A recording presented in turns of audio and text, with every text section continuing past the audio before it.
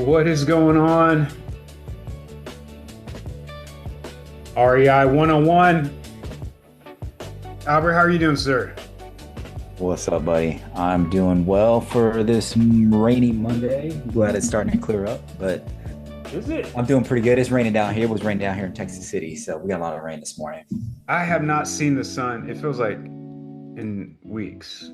Man, yesterday was really sunny. We had fun yesterday outside. Maybe I was inside yesterday. It's been it's been exciting. My daughter graduated from A&M on Wednesday. Awesome, man. Then I had an open house Saturday. Then we had Mother's Day with Cindy's family Saturday, Mother's Day Sunday, and today is my son's 8th birthday. So it's been a lot of family time. It's been good. How about you? Oh man, we just got a lot of stuff done this weekend. We had Mother's Day, of course, was yesterday. Just grilled a bunch of meat, hung out by the pool. Um, yeah, just really kind of laid back. We went by our flip on Saturday to pick up all of our little staging stuff that we have because we're closing on the sale of that tomorrow morning. So looking forward to that. That's exciting. And yeah, man, just looking forward to getting this week started. I mean, I've already started the week, but looking forward to a really good week. Very good. It seems like there's a little bit of a shift in the air, and it could just be me, but it seems like, things are slow, slow, slow, and then all of a sudden we'll get like a spike in contracts. And so we were able to put about three or four under contract in the last week, which is pretty darn good compared to how things have been the last like 18 months or so. But I don't know. I'm in the middle of this thing. Sometimes you're so deep in stuff you can't really see what's going on because you're right in the middle of it. Hmm. Um, I've been tracking the interest rates, and some couple of things I wanted to go over is there's some crazy, crazy data that we need to talk about Let's talk about it. today. Some crazy market data, and I think that what we're going to discuss today are the kind of things that the educated real estate investor in any type of real estate professional, you want to be able to answer these questions. One of the questions I had a coach pose on me years ago. He said, "How many houses are for sale?" And I had no idea. So if you want to call yourself an expert, you should be able to answer some basic questions. What's the average days on the market, which is the average sales price? How many homes are for sale? How many sold? And so for the past 2 years, I have been tracking these just about every week. That's my Hmm. goal, to track them every week. And so I'm going to start with active units on the market because when I started tracking these numbers in 22, um, in those days, if you looked up how many houses are active in Houston, it was about the in the 20s, 20,000s. It's like the 20 to 25,000, even if. And then in May, and I'm going to show you this too, because it's kind of disturbing, maybe.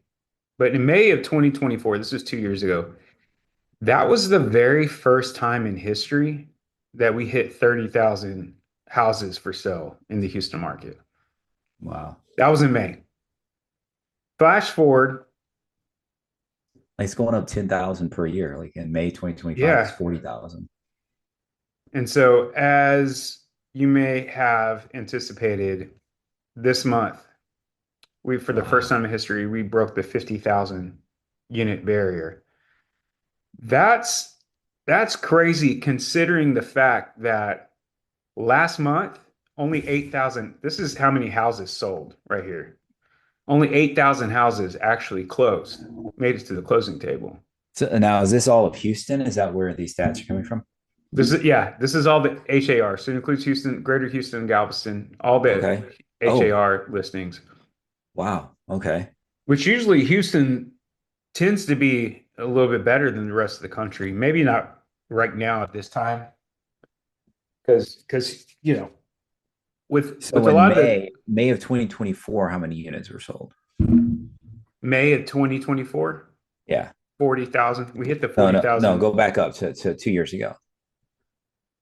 30,000. So 8,000 units sold 2 years ago in May. Mm-hmm. So 8541. So it's like about 28% of listings sold. All Yeah. right. And now Yeah, it was well, 28. That's right. let's look at April's. So April is 48, or it says 80, 87. Divided by 48, 7, 8, 6, 16% Yeah, of that's listings. what this is. So Yeah, this yeah, is yeah. Okay, percentage yeah, you got it right there. Yeah, of exactly. inventory sold. Wow. So that's just continued to go down pretty much almost every month, Yeah, where almost half, like it's almost cut in half, basically. exactly. Wow. Exactly. And While so, growing by 60%, you've got listings sold being down by almost 50%. Man, that is wild, bro. yeah, you kind of just got to take a moment and soak that in because when you have How long is this going to last? Like that is what everybody wants to know. You know what I mean? Julie and I were talking about it over the weekend a little bit. We were talking about our portfolio and how, we have 5 properties in Galveston, Mhm. and eventually we want to get rid of those. We don't really want to be that close to the water. We don't want, or close to hurricanes and things like that. Insurance is just crazy. Taxes are going up.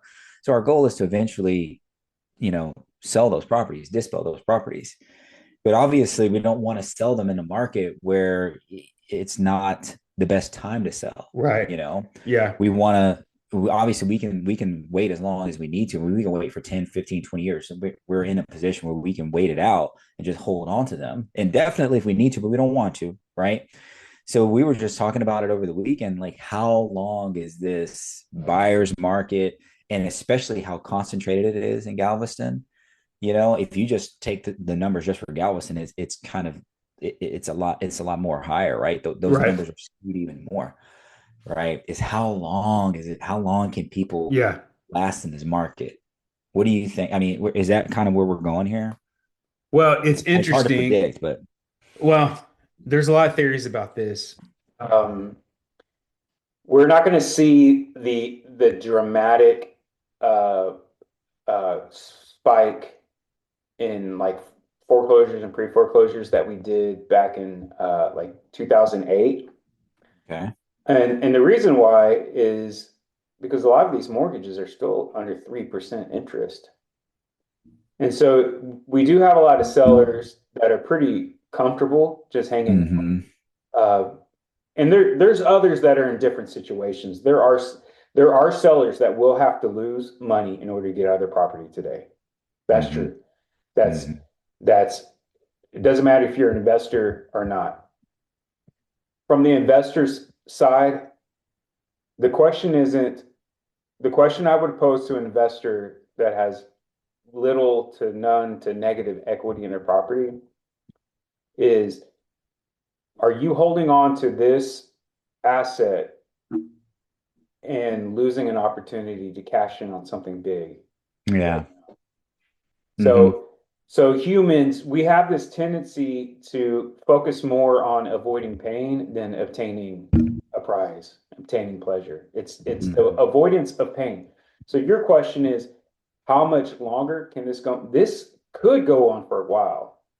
I think that there are a lot of sellers, if they don't have a new job or they're not going through major situations, they can hold on. Yeah. Then there's the other side of it. There's, the three Ds: death, divorce, and the job. People are, there are people that need to sell, and they're able to sell at a discount for whatever reason. And so it's just the market is forcing values to not go down, but to stay the same. Like property values have not increased. So let's let me show you property values because Okay. this tells us a lot of what we need to know. But just like going back to 16% of inventory sold. in April. 16%. 18,000 houses hit the market and only 8,000 of them sold. This is something that everyone should be paying attention to because if you're buying, you've got a lot of leverage right now. The market is on your side right now if you're buying. And if you are selling, you have got to lead with your best foot forward. Homes are selling. They are selling, but they have to be positioned with precision in order to sell. And they will sell fast. And I'm going to show you what happens in the first 30 days of a house being on the market. They sell. But you can't half-ass any of the details right now because you're competing with a lot of new inventory. I want to talk about new inventory because you're building. We have some people on this call that are building houses. I've got good news for you. But days on market right now, we hit 65 days on market in February. That was our all-time record. It's dropped since then. We're at 48. We were at 57 for April. This could go up as May continued. But this is the average days on market of a sold house, sold listing. This is before it sells. Or no, this is average days on market. Yeah, before it sells of a sold listing right here. But what I think this is a metric that I really want to explain the importance of this. This is the average list price to sales price. We go back to, let's go back to like 22. In December of 2021, the average list price of a house was 387. Let me go back. December 2021. It sold for more money than it was listed for on average. The average list price to sales price, the average sales price, to list price was over 100%. Like you remember everything was going over market. Yep. There's a trend in December, by the way, where houses sell like that. Right now, come to April, the average list price was $497,000. The average sales price was $427,000. Why is this important? Because your agent, or if you're buying something and your agent knows, hey, Albert, this house has not had a price reduction in 6 months, and right now in this market, homes are selling for 14 to 15% less than what it's being listed for. I can already tell you we have a lot of room to negotiate when it comes on purchasing stuff. So it means that there's a lot of overpriced listings that will sell for a lot less. You just got to know your numbers. You're not low balling. When people say, I don't want to low ball, like the number's the number. Just send it. Just send it. Nobody's going to take something if it's less than what it's worth. But if you can prove like, hey, your house is actually worth 427. I know your agent told you that it was worth 497,000 and that it should sell for 497, but the data tells us it's actually worth $70,000 less than that. Yeah. So knowing these numbers. So what happens when you overprice a home? So when on the market longer, it stays worse. Not only does it stay on the market longer, let's go back to April. This is the average sales price of a house that sold in 30 days or less. $462,000. This is day 31 through 60. If it's sold in the second month, it's sold for $389,000. So not only does it stay on the market a whole lot longer, it sells for a whole lot less. Man, if you're flipping too, and you're paying high interest, probably for these short-term loans, your properties, if it's not priced right, or if it's not well done, your property staying on the market longer, your sales price or your list price is going to drop, and you're accruing interest at the same time. Yeah. Man, that's like eating a donut, right? You get the fried bread that's dipped in sugar. None of it's good for you. So You got all the bad stuff, and You there's a got all hole the in the bad middle of it stuff. that you can't even enjoy. So Yeah. I think that these are numbers that investors potentially are costing themselves a lot of money because they're not taking a good hard look at it, and Hmm. they're stepping over dollars to save pennies. Yeah. And sometimes you just got to take that hit and sell it for what, the offers Yeah. that you're going to get in month one. You look back, and I would love if anybody's on this call and you have a different experience. But in my experience, most of the time, the offers that you get, the first offer is the best offer. So often. The offers that you receive in month one are typically going to be the best offers. Unless you let let me clarify. You can eventually get what you want if you wait long enough. The values will go up, but it may take years in some cases. For a lot of people that are waiting for their number, for someone to offer them what they think it's worth, this is not going to take a few months. It's going to take a few years. But we got sellers that are willing to wait. We got sellers that are Hmm. willing to wait. So I think it's fascinating that when you look at month one, month two, month three, they the prices drop. In fact, the difference between a house that sells in the third month compared to the first month is almost $90,000 difference. Like that's just crazy. And so, given the fact that that's where we get the months of inventory, 6 months of inventory. That just means that in a given month, one out of every six houses sell. Another five sit on the market or expire. Hmm. What are your thoughts Wow. about that? What does that mean for us as either as investors with that much inventory? I mean, did you realize that there's that much? No, I mean, not the number, right, itself. Obviously, just through watching the market, looking at properties, looking at properties just in the areas where I'm trying to, looking to invest in. It's pretty obvious you're seeing a lot of the inventory. I just didn't know what the exact numbers were, but seeing Mhm. the numbers there and seeing the trends, how things are going up and things are going down. Um, from an investor's perspective, I mean, write the darn offer, dude. Like, Mhm. put the offer in, no matter Yeah. what it is. Just put the offer in, because time and circumstances, those things change people's motivation. If they've got a property on the market for too long, you know, you're you're gonna catch somebody at the time where they're just like tired of the pain, and you're gonna get that property. So that's what Yeah. we tell our investors, Austin, is that's what we tell our students is if you're just standing at the plate and you're not swinging the bat, how do you expect to get on base, right? That's right. If there's, I mean, you can get a walk, but if they're throwing strikes right down the middle, just setting them up for you, and you're not ever taking a swing, you're just going to strike out every single time, right?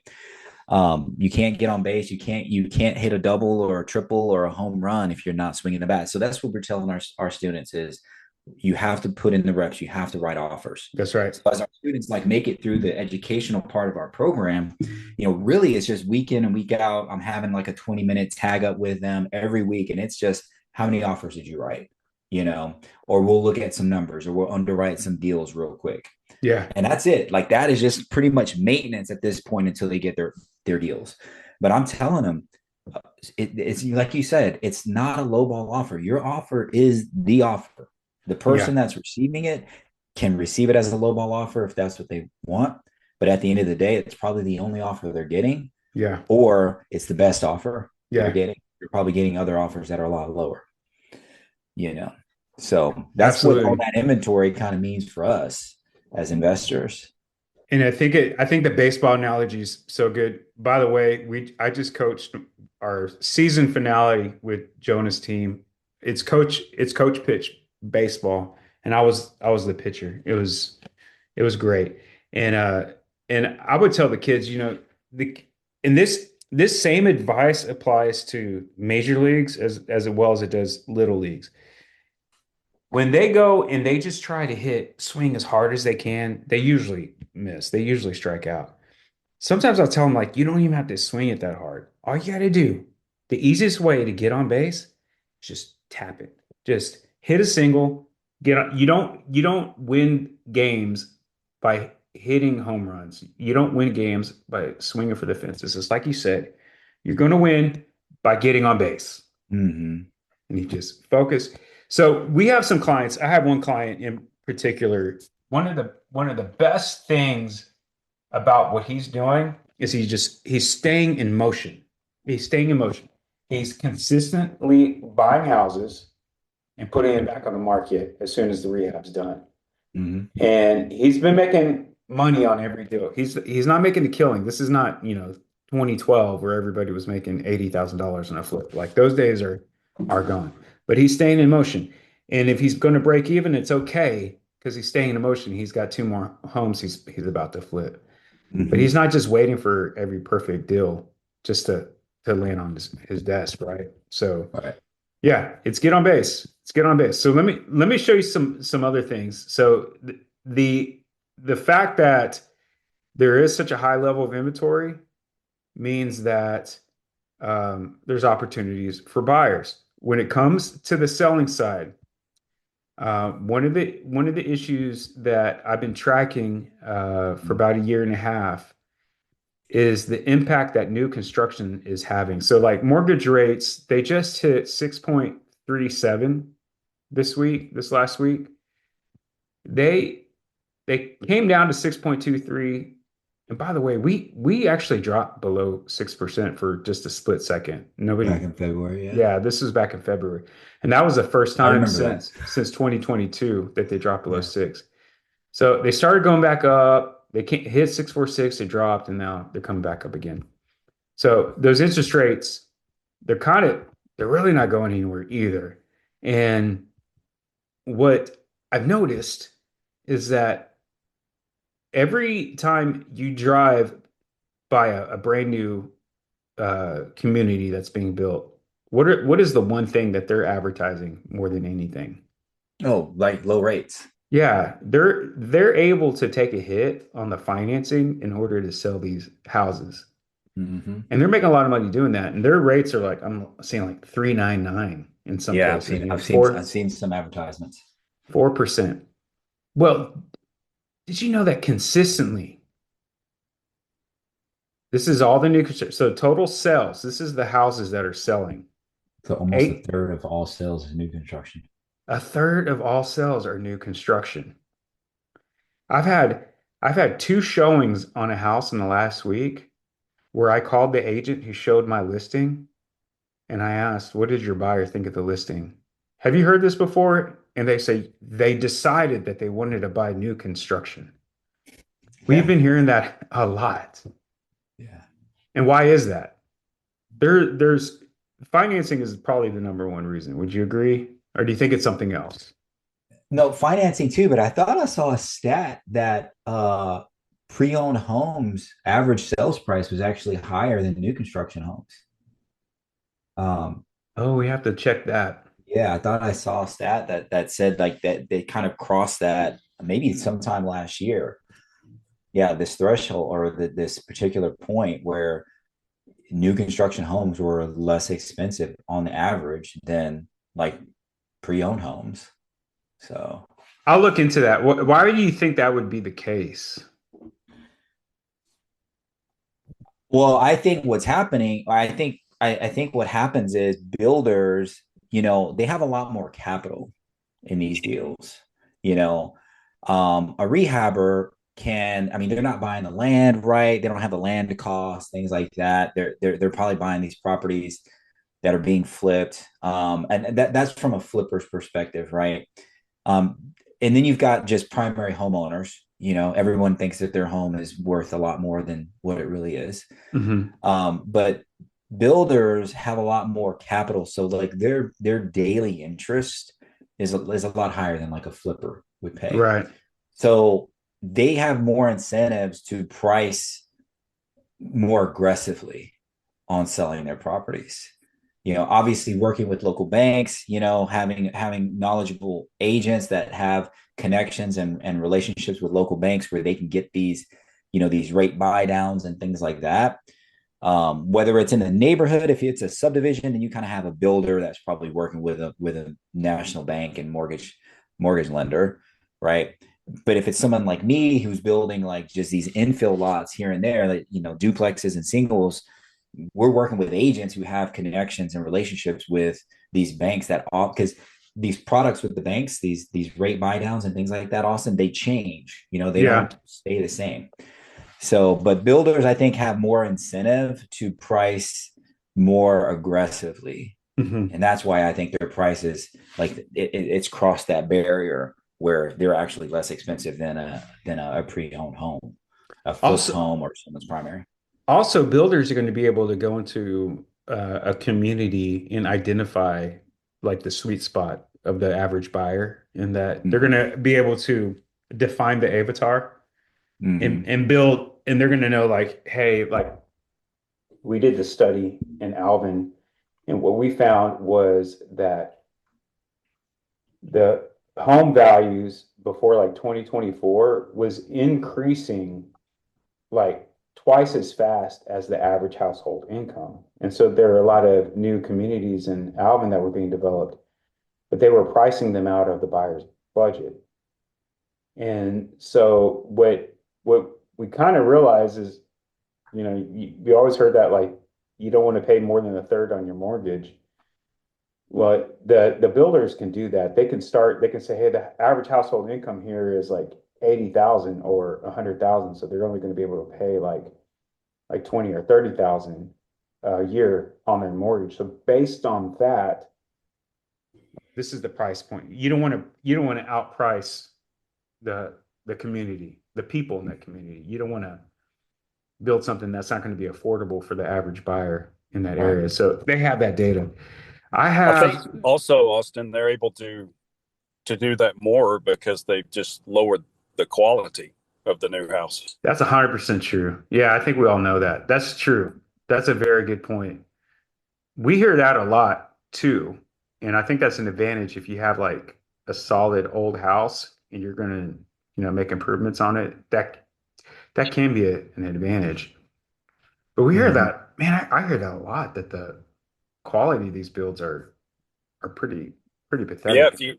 if you go out, like we have, where you go out and look at the new construction, that you can just tell with the products that they're using, and the flooring, the base, even baseboards and things, like they're just really lower the quality of stuff they put in. Yeah. So this is the average price of homes, including new construction. So 427, 419, 416, 415. That's January through April. This is all the new construction. So yeah, you're right. So in January, the average sales price of a new build, yeah, 393,000 versus 415. So new construction averaged $20,000 less than the rest of the Yeah. market in Yeah, I January. just Googled it too. So basically, like mid 2025, the AI response is new construction homes are sometimes cheaper than existing homes. Median prices for new homes around 401,000 to 410,000 compared Yeah. to 429 to 435. This is a national average, right? Yeah. For existing homes. That's Uh, very close to the numbers in Houston. yeah. 416, 419, 427 versus 403, 400, 391. So this is Yeah. this is all new construction right here. And then when builders having more access to these incentives, right? Rate buy downs, closing cost credits, things like that, they have more margin to work with qualified or even borderline qualified buyers. They have all these incentives. I think there's a lot to what Richard was saying, because it's cheaper for the builders to build at cost. They're building at scale and they're building lower quality. Mm-hmm. And the buyers who buy don't care because the roof is new and the AC is brand new and the water Yeah. heater is brand new and the Yeah, you foundation have has. I mean you have warranties, right? You have builder warranties. You have warranties. I think it's like a 2-year warranty, a year warranty on some things, 2-year warranty on things, and it's a Mhm. 10-year warranty on foundation and structural things like that.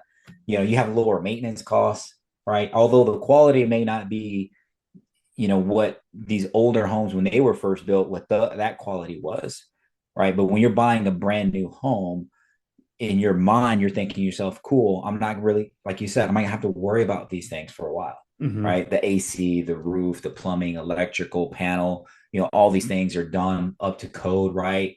You've got the city that's inspecting these construction projects every step of the way, or as they should be, Mm-hmm. right? If you're moving into or you're looking at a home that's pre-owned and it's someone's primary home, right? Who knows if they kept up with maintenance, Right. right? Who knows if they got their AC maintenance twice a year, you know, or if it's a flipped home, right?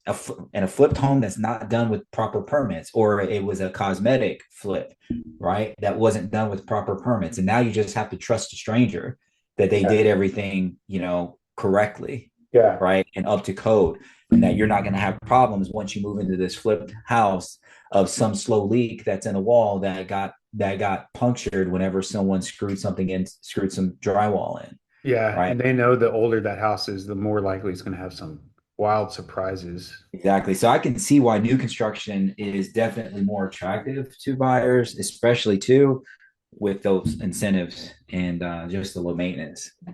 So what does that mean? Do you feel like there's more opportunity with investors like focusing on new construction? Should we be looking at um like syndications for like larger development deals and getting involved in that? Is that a strategy that you considered, like jumping in on bigger projects with other people? For us, no, not necessarily. I mean, we don't speak for all investors. For us, we prefer having a lot of control over our projects. And that's why we tend to stay pretty lean. We don't tend to try not to overextend ourselves with too many projects. We try not to bring in too many investors either. Hmm. We keep that circle pretty tight. I don't know if I'd ever invest in a syndication or if I'd ever be a GP on a syndication to find the deal and do all that stuff too. That just doesn't really interest me at the Yeah. moment. But new construction in general, yes, when it's done right, you've got a good builder, you're in an area that, you start to align all these things pre-construction, and then you get the deal, you close on it, and you can hit the ground running. And we're still learning lessons too as we're building different types of structures in different areas of town. But I like it just because there's a lot fewer unknowns Yeah. because you're starting with a blank slate, and Hmm. everything's going through the city. And you don't necessarily have very rigid timelines, but you do have a timeline, and you've got easy draw schedules. It's just Hmm. so much better when you're working with a good builder, So you feel like you're gonna focus more on that the second half of Yeah, the we're gonna year? definitely focusing more on new construction, and potentially partnering with our builder because I've already talked to him about that. Last year, we kind of talked about partnering with him and kind of mentoring me a little bit. Sorry, my Hi, dogs are going puppy. nuts. Yeah, It's time for a kind of run. mentoring me a little bit with building my own like construction team and things like that, where we can start to do things kind of on our own. And then we'll do, if the numbers make sense, Austin, and it's in areas that it's easy for us to get to, because I don't like to drive an hour Yeah. every day to get somewhere. I mean, that's why I left corporate America.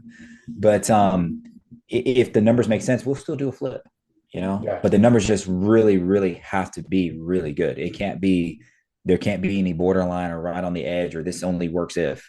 No, this needs to work no matter what kind of So thing. are And those you deals are finding still that out there. Those deals are out there. are you finding that there's generally more interest from buyers when you're with the new construction at the scale that you're building at compared to houses you may be flipping and resell? It depends on the price point. Yeah. When we did a couple flips and we were at that starter price, like around 200, 210, 215. Hmm. I mean, we had several offers within days of Yeah. being listed. You know, Once we were getting up to 400, 500, 600, 700, 800,000, the buyer Hmm. pool just gets a little bit thinner, Sure. especially with interest rates the way that they are. So it depends on the area too, right? If you're in a competitive area, then you need to be priced appropriately. If you're in an area where there's a lot of activity, again, you need to be priced appropriately. Working with an experienced and agent in that particular area Right. with new construction, it paid dividends for us when we sold our properties over in South Union. You know, so um, the buyer pool, it just gets a little bit thinner the higher you go. Now, I think once you get to, because I've been talking to a lot of luxury builders, new construction luxury Mm-hmm. builders. Once you get to over $1 million, where you're getting into 2 million and $3 million, if you're building in the right area, I've seen builders list their properties and have offers for their properties within a week. Yeah. At the 2 million, 3 million, 3.5 million price point. If it's done right, and as these builders get experience and reputations, they're selling their properties before they're even done. Yeah. So that's interesting, right? Is Yeah. as you know, I know people who are making a shift from just the standard construction home to luxury builds Mm-hmm. because of that. Is now you've got these big margins too. Austin, we kind of talked about this before one time. Is on a new construction, maybe you're at $150,000 margin, which is Mm-hmm. pretty good, but that can disappear quickly if Right. you're not Yeah. careful. Or you go on the new construction, I'm sorry, the luxury side, and you're working with $1 million margin, or plus. And Mm-hmm. it's like, okay, darn, we only made 800,000 on that deal. We wanted to make 1 million, but we only made 800, you know. So anyway, yeah. Good stuff. Good stuff. Well, it's definitely crazy, crazy time. It is certainly not a time to be sitting on the sidelines right now. There's, like I said, there are people that are holding on to what they have. And in my opinion, there are people that need to let go because their hands are clasped so tight and they're just waiting for Mm-hmm. the market to turn. Well, guess what? When the value of your property goes up, so is the value of the property you're going to buy. So you got to ask yourself, can you beat what you have now? And I Mm-hmm. think I think now for a lot of people, if your stuff is in good shape and good quality, and you know these numbers and you understand it, yeah, you can make up the loss or break even, or maybe you don't hit your profit goals on the sell, but Mm-hmm. right now is a great time to be looking at what's on the market, especially new construction, especially with resales. Like you said, there's deals to be found in every asset type. So they are out there. Yeah. So any final words about that? It's crazy with No, I mean, I just, just gonna kind of reiterate. I mean, you have very good insight, and it's true. You just cannot stop moving. yeah, You know, if you have the ability to pivot, whether you're flipping or you're getting into new construction or you're having trouble, like your properties are sitting on the market too long, right? Being able to, I've seen a lot of flippers, they're landlords now, yeah, because they couldn't flip their properties and they had to, turn them into rentals. That's yeah, not the end of the world, right? right, I mean, that's what I love about real estate is you have multiple ways that you can exit from a property, even if it's just break even or just a little bit of cash flow negative. That sure beats having to pay a full mortgage every month or having to pay that high interest every yeah, month. Is you just buy yourself some time, because what I always say is really the one way that you can almost guarantee that you're going to lose money in real estate is if you sell when you don't want to. This right, is when you have to sell when you don't want to. That really yeah, increases the probability that you're going to lose money. If you can afford to hold on longer, right? And look at the trade-off, like you mentioned, is holding on keeping me from going for this bigger deal, right? You right, got to make that determination. But if there's those big deals just aren't really out there at the moment, hold yep, on, right? Just hold yeah, on, get your rent collected, or do Airbnb or do midterm rentals, do rent to own. You can, you have so many options that you can earn money from your property besides having to sell it when yeah, the market is where it's at. So that's just kind of my final thoughts, man. Is just keep moving, yeah. and There's I a lot of like a lot of strategies. the investors that you work with, Austin. I meet a lot of them at your happy hours. You know, they're all doing deals, dude. None of them come in there looking depressed Yeah, or sad. They're all in there that's a just good like, point. they're We, ready. I mean, of course they're getting a free drink, but they're ready to do deals and they're doing deals. So I'm glad you brought that up because speaking of happy hour, we have the Deal Flow Houston network. This is our network that we teamed up with Texas Impresarios. We have a happy hour Wednesday, the 20th. So we normally do our happy hours on Thursdays. This one's going to be Wednesday, the 20th at Kirby's Ice House in the okay. Heights. So it's going to be start at 4 o'clock until 7. We've got some really incredible sponsors, including Magdale. That was he was Oh yeah. on the call 2 weeks ago. So this is going to be our focus in Houston. So dude, bring some of your people out. Come and introduce them. There's going to be a lot of different bankers and lenders and different vendors there, as well as some investors. So come out to that Wednesday, May 20th at Kirby's Ice House in the Which Heights. Kirby Ice House is it? Do you know which one it is? I know it's in the Heights, 1421 North Loop West, Houston, Okay. Texas, 70008. So we'll be real excited about that. So that's it for today. It's wild, but it's not. If you know what's happening, then you can kind of anticipate it and absorb some of the blows. But it is critical right now in these times to stay educated, stay on top of what's going on. That's why you're tuned in to REI 101 podcast. We are on Spotify, Apple, as well as YouTube and Facebook. So give us a thumbs up, give us a like, subscribe. We're about to hit 200 subscribers, so that's very exciting. So have a good one. All right, man. Have a good one. Bye. Bye.